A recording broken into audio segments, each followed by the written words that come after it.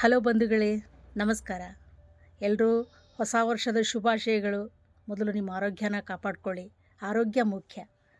ಬಂಧುಗಳೇ, ಇವರು ನಮ್ಮ ತಾಯಿ ಆಶೀರ್ವಾದ ತಗೊಳ್ಬೇಕು ಅಂತ ತವರು ಮನೆಗೆ ಬಂದೆ.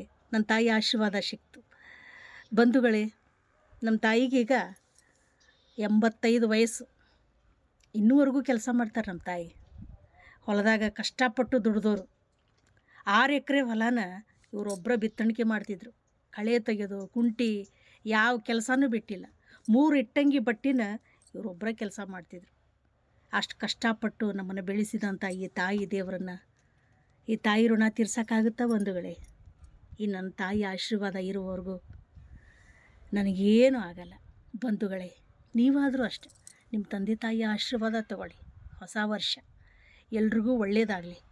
ನಿಮ್ಮ ಅಮೂಲ್ಯವಾದ ಟೈಮನ್ನ ಬಿಟ್ಟು ನನ್ನ ಎಲ್ಲ ವೀಡಿಯೋಗಳನ್ನು ಲೈಕ್ ಮಾಡ್ತೀರಿ. ನಿಮ್ಮ ಅನಿಸಿಕೆಗಳನ್ನು ಕಮೆಂಟ್ ಮೂಲಕ ತಿಳಿಸ್ತೀರಿ. ನಿಮಗೆ ತುಂಬ ತುಂಬ ಧನ್ಯವಾದಗಳು ನನ್ನ ಬಂಧುಗಳೇ. ಎಲ್ರಿಗೂ ಒಳ್ಳೆಯದಾಗಲಿ, ಆರೋಗ್ಯವಾಗಿರಬೇಕು. ನಿಮಗೂ ನಿಮ್ಮ ಕುಟುಂಬಕ್ಕೂ ಸುಖವಾಗಿರಬೇಕು.